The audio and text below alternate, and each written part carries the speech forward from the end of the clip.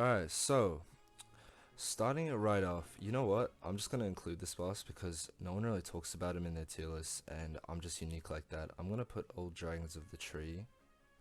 It doesn't really matter, I'm putting him in D anyways. I feel like he's just another attempt by FromSoft at like another gank boss that usually gank bosses they're either ridiculously lackluster or they're just broken and everyone always hates them, like, the Godskin Nobles in Elden Ring. But I feel like the Old Dragons of the Tree was, even though you could barely call it a boss, I feel like it was a nice entry into what is one of the greatest bosses in Sekiro. So, I'll give it that, but I'm not really giving it much as it's in D. Uh, Demon of Hatred. You know what? This might be surprising, but I'm putting it straight in S because Demon of Hatred, as soon as I saw it, as soon as I ran into the giant field where the bastard was swinging around like a crazy cunt, I was like, you know what? This is a Bloodborne boss. Bloodborne's literally one of my favorite games. I've beaten it 3 times, so the amount of joy I felt when I saw that it was turning into Bloodborne, I was like, you know what? I have to treat this like Bloodborne. And I actually almost beat him first try, but yeah, he kind of ate me out for about 40 minutes until I beat him. So, yeah. Great Shinobi Owl. You know what? I actually love this boss. There's just something so, like, exhilarating about having everything you've learned be just turned right against you. And not even, like, he just pulls out a bunch of new tricks like that giant dirt bomb and using the thrusts against you and the shurikens. I just thought it was awesome. Like, it was so fun because he has so many different unique tricks and abilities up his sleeve. Um, and of course, there's a lot of emotion behind the fight. I just love it. It's such a great, beautiful fight, and the place it's located in, it's literally like it's a goated spot for all fights, legit. Um, yeah, I felt so proud when I beat his ass though. First try, Gyobu Oniwa. I'm gonna put this guy. I'll put him in B. I'm not gonna lie. See, he's so easy, but I love his energy. He's like filled with so much pride, and he's a badass. But he's so easy. I can't lie. Saint Ishin. All right, you know what? I'll put him in A. I'm not gonna put him in S because I came into this boss absolutely terrified, shitting myself, thinking this is gonna be probably the hardest time I've had in this game. And then I don't know how, but I beat him first try, and I was really shocked. I just didn't know. He felt like okay. He really did implement everything you learned into the game into his combos. He had the spears, the thrusts, the electricity. Like he was sort of he pulled the get out, man. Like, with the goddamn bloodborne gun. He had the sword and the spear. It was awesome, but it felt like the game was using everything that you've learned, but in a balanced way. And it was like if you were good at the game, you would completely destroy him. And it was kind of like a get good fight, but you have to use everything, all your equipment, all your tools, all the abilities, But yeah, it was a beautiful place to fight as well, returning to where you got your arm cut off. Nice little reminder. Ishin Ashin, no, I'm putting him in A, bro.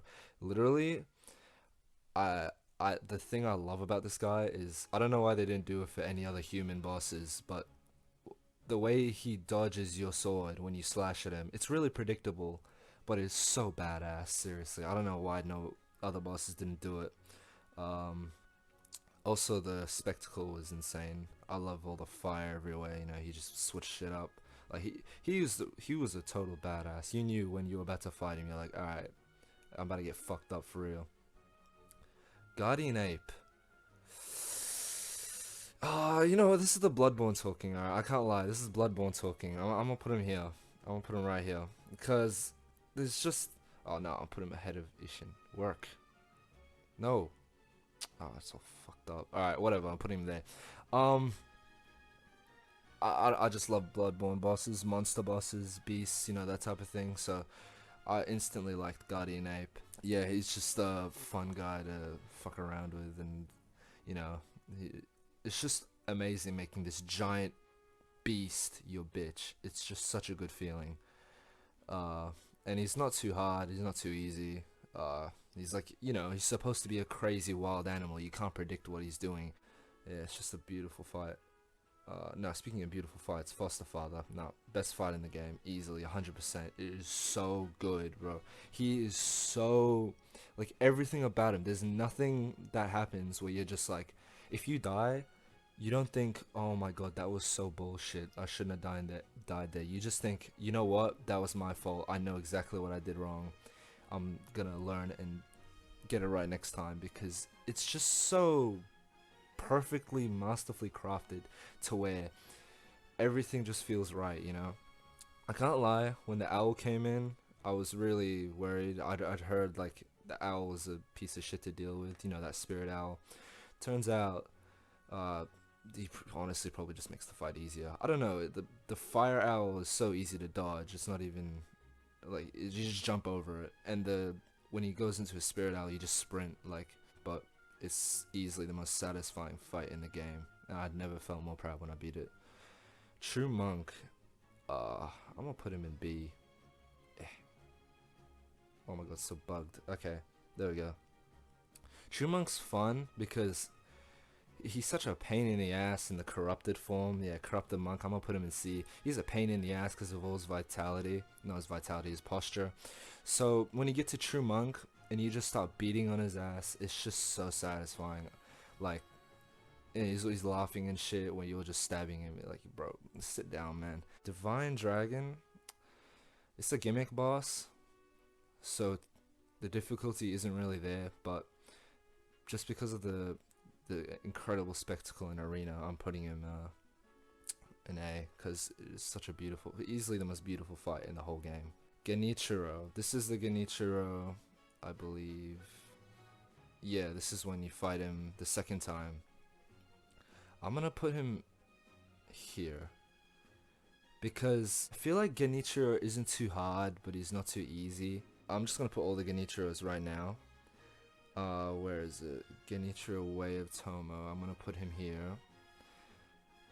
Because I love Genichiro because he reveals to you how much better you've gotten at the game, He's like checkpoints of your own skill. And because the first time you fight him, Genichiro Ashina, right at the beginning of the game, I'll put that in D, suck my dick. That shit was impossible. Like, you're just thinking, like, there's no way I can beat this guy ever. He is so difficult, right? First time fighting him, you get like what, 2 hits in and you're dead. I don't even know. For the second time I tried fighting him, I got 1 shot. So then you fight him a second time, and at this point you've learned, you kind of gotten the hang of the game. So you're able to beat him, but he's still difficult. Then Genichiro Way of Tomo appears, and he's just like a road bump. He's just in the way. Like, it's so easy. Just get out of the way, bro. But it's so satisfying because, it just shows how much you've improved. Lady Butterfly? You know what? Alright, sorry, my mic cut out, so, I kind of I got up to Lady Butterfly and then it ran out of battery. So, anyway, as I was saying, I think I'd put Lady Butterfly in C. It's an underwhelming fight, I feel like. Isn't she supposed to be like your teacher? And she ends up being really easy.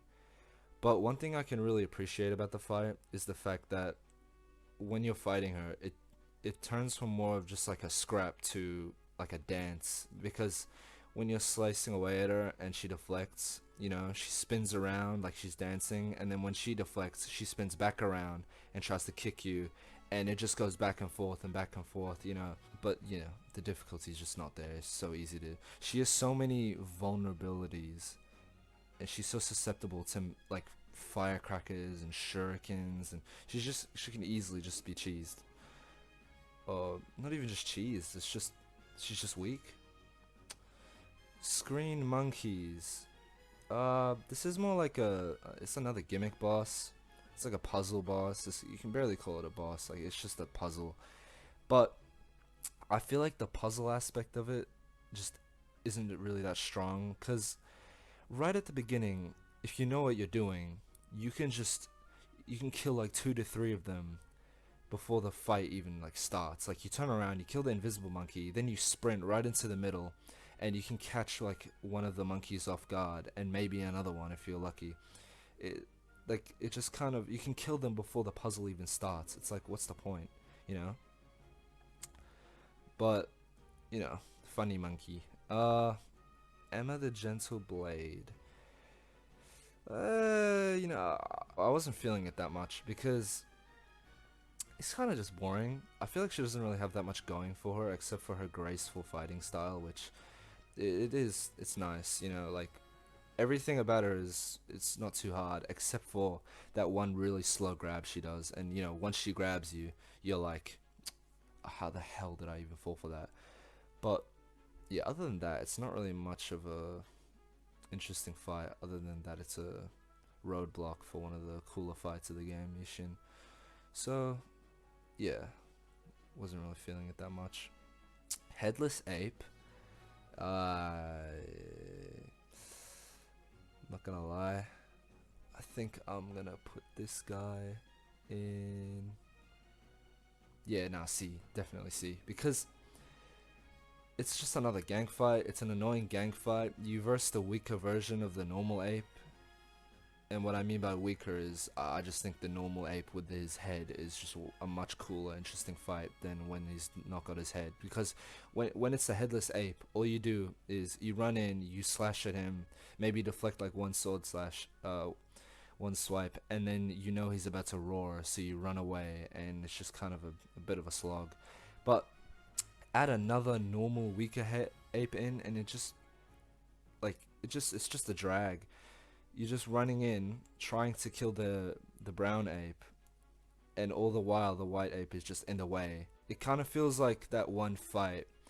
It happens, I think, after you get that weird stone. I don't know what it's called. The one after you kill the corrupted monk, and then you go get this stone, and then Ashina is like overrun by those purple ninjas. You know that fight where in the room there's a purple ninja mini boss, in the castle, and then there's another purple ninja in the room, so you have to fight two of them at the same time. I spent literally like 15 minutes running around in circles, getting a slash in, and then running away and healing. It's just a slog. It's not fun. But, you know, big monkeys, so I don't mind. And yeah, that is my tier list. Um, you know, feel free to rip my head off in the comments if you don't agree with me. And let me know what I should do better. How I can improve these videos. Thanks for watching.